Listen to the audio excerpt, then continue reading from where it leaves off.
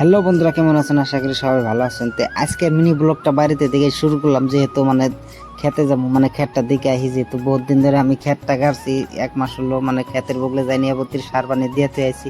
1 সপ্তাহ আগে কিন্তু খেতটা দেখবার জন্য আগে টাইম মিলে না, কাম কাজ করি, গাড়ি গরু চলাই, টাইম না গাইস। আজকে যেহেতু কামে যাই নাই, বৃষ্টি বৃষ্টি দিনে চাল, তো গাড়ি চলাই নাই, ভাবি যে তাহলে খেতটা অল্প দিকে আহিতে খেতটা কিরকম হইলো না হইলো।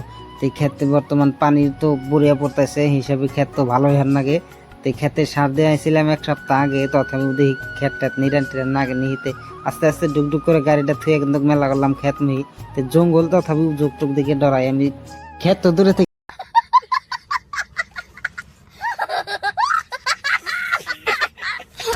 গাছ দেখতে ভালোই লাগতেছে, কিন্তু বগলে যাই কিরকম হবো না জানি না। কিন্তু এবার ক্ষেত মুখ ভালোই হন নাগে, যেহেতু মিশিং দিয়ে এত কষ্ট করে ক্ষেত গাড়ছি, সবই বর্তমান পানি নিগে বর্তমান এইরকম পরিস্থিতি খারাপ আছে। কিন্তু বর্তমান পানি ভালোই পড়তেছে, ক্ষেত ভালোই হন নাগে। দেখুন গাইস, ধানের চেহারা এত সুন্দর, বড় হয়েছে আর কি। যে আশা করি সবেরই ধান এরকম হোক, অভাবটা সবেরই ফুরাই। ঠিক আছে বন্ধুরা, একটা ভিডিওটা লাইক করো।